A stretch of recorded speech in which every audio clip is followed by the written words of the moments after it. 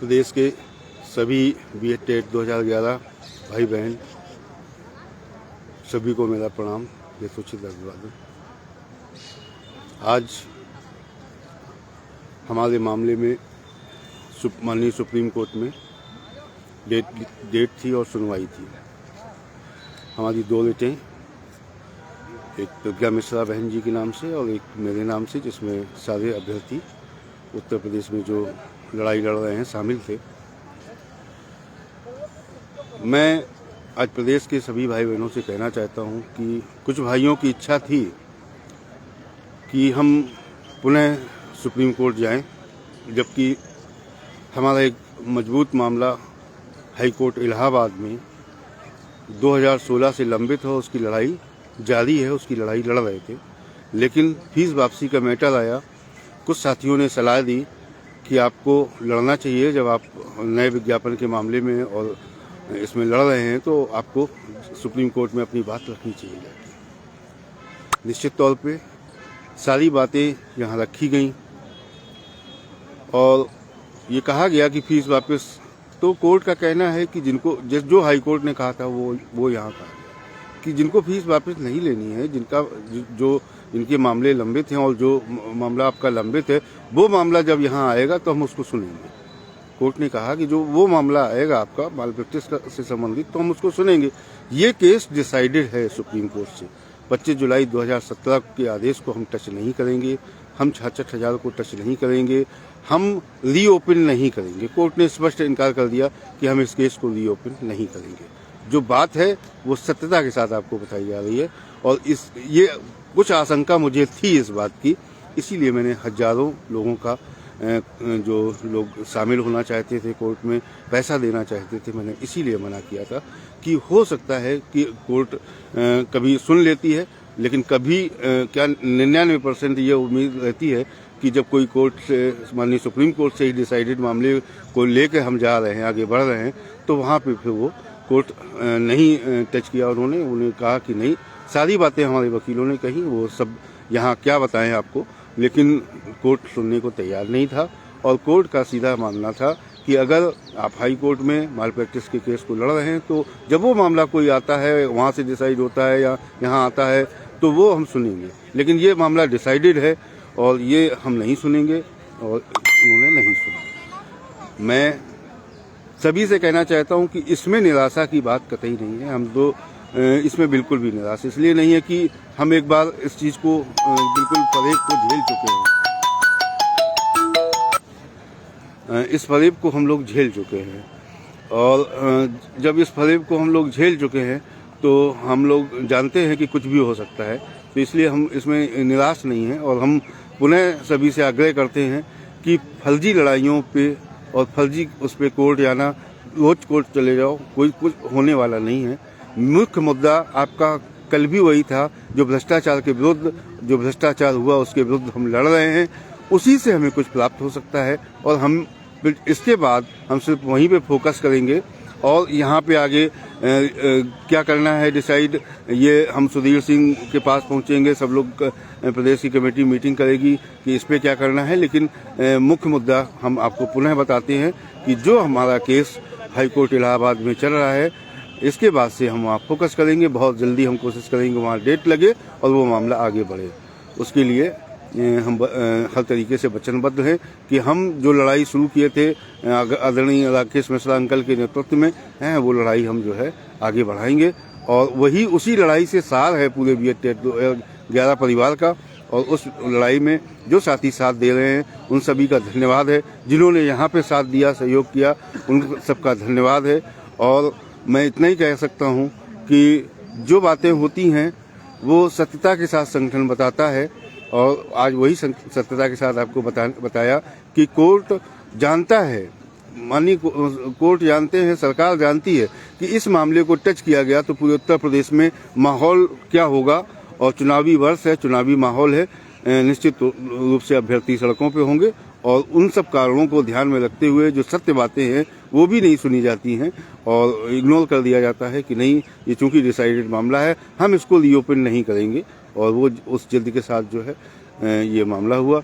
उन्होंने कहा आप इसको वापस ले लीजिए, तो हमारे विद्वान अधिवक्ता ने कहा कि नहीं, हम वापस नहीं लेंगे, आप इसको डिसाइड करिए, आप इसको डिसमिस करिए, हम इसको वापस नहीं लेंगे। चाहते तो वापस ले लेते, लेकिन वापस नहीं लिया गया। डिसमिस करिए, आप इसका फैसला करिए। आप वो सारी बातें जो थी हुई कोर्ट में वो आपको बताई।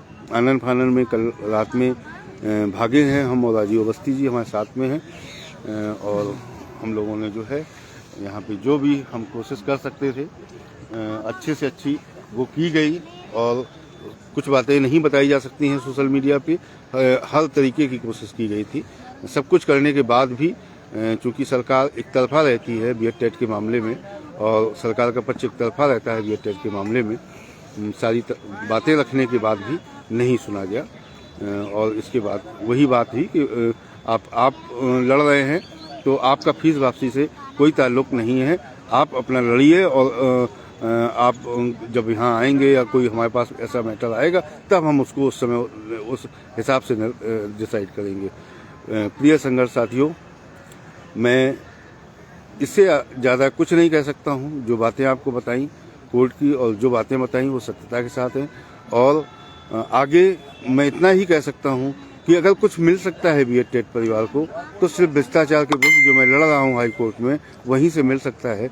और आगे आप देख लीजिएगा, जो मैं आज यहाँ से इस न्याय की भूमि से बोल रहा हूँ आपसे, कि कुछ नहीं होने वाला है। यहाँ पे जो मामले और चल रहे हैं हाई कोर्ट इलाहाबाद में, उनमें कुछ नहीं होने वाला। मैं सभी संघर्ष साथियों से, जो संघर्ष साथी संघर्ष कर रहे हैं, चाहे जितने भी पुराने संघर्ष साथी हैं और आज वो टुकड़ों टुकड़ों में संघर्ष कर रहे हैं, सभी से विनम्र अनुरोध करना चाहता हूं कि मुख्य लड़ाई भ्रष्टाचार के विरुद्ध जब आप परतें खोलेंगे तभी इस बीएड टेट 2011 का भला होगा, वरना भला नहीं होगा। और हम सत्यता के साथ, सभी सबूतों के साथ हाई कोर्ट इलाहाबाद में उपस्थित हैं, और आइंदा हमारी लड़ाई इलाहाबाद हाई कोर्ट में ही रहेगी। राजीव अवस्थी जी, आप कुछ कहना चाहेंगे? सभी बीएड टेट 2011 भाई बहनों को प्रणाम है। संगठन जो ईमानदारी भरा प्रयास करता है और जो भी स्थितियां होती हैं वो आपके सामने यथावत रखा जाता है, क्योंकि हमारे संगठन का एक उसूल रहा है कि हम कभी भी कोई भी बात को लाग लपेट के या उसमें झूठ का मिक्सचर डाल के हम नहीं प्रस्तुत करते हैं। जो भी आज कोर्ट में हुआ, सुनील भाई ने पूरा विधिवत वृत्तांत आपको बता ही दिया है, और कष्ट भी है, दुख भी है, लेकिन अब इससे ज़्यादा आज बोलने की स्थिति में नहीं है। और ईश्वर ने चाहा, जो आपका मामला हाई कोर्ट में जो मजबूती तौर पर, और हम सैकड़ों साक्ष्य के साथ वहाँ पर हैं, वही आपको विजय दिलाएगा, वही आपको कुछ रास्ता खोलेगा। इसलिए परेशान होने की कोई ज़रूरत नहीं है। अध्यक्ष जी, महासचिव महोदय, अभी सब प्रदेश स्तर की मीटिंग होगी, उस पर निर्णय भी होगा। और अध्यक्ष जी भी जानते थे इसका, लेकिन कुछ भाइयों की कहने के अनुसार, आपको क्या लगता है ये याचिका ऐसे ही पड़ गई या ये ऐसे ही निपट गई? नहीं, इसके पीछे कितना खर्चा आया, लेकिन वो सब आपका था, आपके लिए किया गया, और आगे भी आपके लिए ही हम संघर्षरत रहेंगे।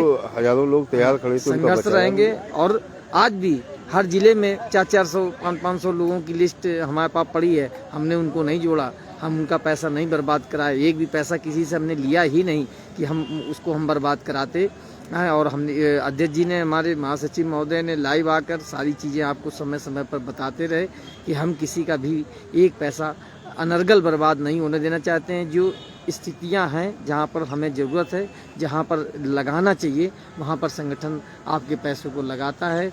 और आगे देखिए कि प्रदेश स्तर की मीटिंग होने दीजिए, और जो आपका हाई कोर्ट का मामला है उसको बहुत मजबूती के साथ लड़ा जाएगा, उसमें कोई भी कमजोरी नहीं की जाएगी। इसी के साथ मैं अपनी बात को समाप्त करता हूँ। सच्चाई यही है कि बहुत ज़्यादा बोलने की स्थिति में कोई नहीं है, और मैं इतना ही कहता हूँ कि निराश मत होना, और आप कभी नहीं हारे हो और आगे भी नहीं हारोगे। ये पूरी अपेक्षा आपसे है कि आप हौसला रखोगे, और हौसला वही है जो आप लड़ रहे हो भ्रष्टाचार के विरुद्ध, और निश्चित रूप से आज नहीं कल आपको सफलता मिलेगी। धैर्य रखने की आवश्यकता है, धीरज रखने की आवश्यकता है। और पुनः कहता हूँ कि उत्तेजना, अन्य साथी भी उत्तेजना ना फैलाएं, कहीं किसी को नियुक्ति अभी नहीं मिलने वाली है। कहीं किसी को नियुक्ति नहीं मिलने वाली है। मैं इस चीज़ को आरजीएस लाइव के माध्यम से स्पष्ट कर देता हूँ। सरकार हर जगह गुमराह करेगी, हर जगह गुमराह करती है, तो इसलिए कहीं भी किसी भी बीएड अभ्यर्थी को उत्तेजना फैलाकर कोई काम ना किया जाए।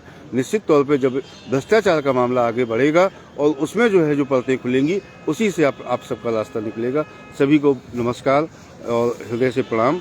और संगठन या अध्यक्ष जी ने जो अभी बोला है बीएड में किसी को नियुक्ति नहीं मिलने वाली है, ये बात आप कहीं पे कागज में लिख के दे दीजिए, लिख के रख लीजिए, आगे भी कुछ दिनों में आपको खुद पता चलेगा। हाँ, सिर्फ पैसे की बर्बादी है। जब तक सिद्ध न हो जाए कि कहाँ भ्रष्टाचार, कैसे भ्रष्टाचार हुआ और वो परतें न खुल जाए, तब तक अब नए सिरे से एक भी बीएड को नियुक्ति कहीं नहीं मिलने वाली है किसी भी मामले में। मैं आज इस लाइव से स्पष्ट कह देता हूँ। तो मुख्य लड़ाई है वो लड़ाई भ्रष्टाचार के विरुद्ध। जब परतें खुलेंगी तो अपने आप सब कुछ होगा। बहुत बहुत धन्यवाद, नमस्कार और माफ़ कीजिएगा, बहुत कोशिश करते हैं, लेकिन जब कामयाबी मिलनी होगी तभी मिलेगी।